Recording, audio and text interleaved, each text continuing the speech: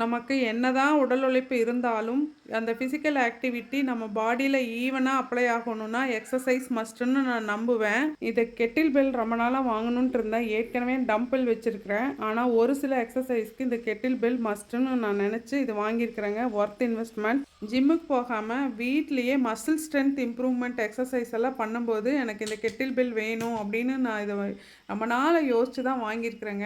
ஆனா, worth investment. இது டெக்கத்லான்ல வாங்குனோம்ங்க. இது எப்பவுமே கெட்டில் பெல் வாங்கும்போது கண்டிப்பா மேல ஒரு கோட்டிங் இருக்கிற மாதிரி பார்த்துக்கோங்க. அந்த கோட்டிங் வந்து நம்ம எக்ஸர்சைஸ் பண்ணும்போது ஃப்ரிக்ஷன்னால எந்த கைக்கு பார்த்தீங்கன்னா எந்த டேமேஜும் வர்றதில்ல. இந்த பர்ட்டிகுலர் இது கீழ குஷன் எஃபெக்ட் குடுத்துருக்காங்க. அதனால நம்ம எக்ஸர்சைஸ் பண்ணும்போது கை தவறி கீழ விழுந்தாலோ, கை காலோ, ஃப்ளோரோ அடிபடாது. நல்லாவே ஒரு குஷன் எஃபெக்ட் சாஃப்ட்டா இருக்குது ஹேண்டில் பண்றதுக்கு. ஏற்கனவே டம்பிள்ஸ் 5, 5 கிலோ ஈஸியாவே பண்ணிருவேன். அதனால இந்த வெயிட் மினிமம் 8 கிலோ, 10 கிலோ இருக்கணும்னு ரொம்ப ஸ்டபனா இருந்தேன். ஆனா, அவங்க இந்த 6 கிலோ தான் ரெக்கமெண்ட் பண்ணாங்க. இந்த 6 கிலோ பார்த்தீங்கன்னா, நல்ல ஒரு ஆப்டிமமான வெயிட்டா இருக்கு. ஈஸியாவே ஹேண்டில் பண்ண முடியுது. எஃபெக்டிவாவும் இருக்கு. இது ப்ரமோஷனல்லாம் எதுவும் கிடையாதுங்க. என்னோட எக்ஸ்பீரியன்ஸ நான் ஜஸ்ட் ஷேர் பண்றேன். மசில் ஸ்ட்ரென்தனிங் எக்ஸர்சைஸ்க்கு இது ஓரளவுக்கு நல்லாவே யூஸ்ஃபுல்லா இருக்கு. நல்ல ஒரு ட்ரெய்னரோட அட்வைஸோட ட்ரை பண்ணி பாருங்க. Thank you.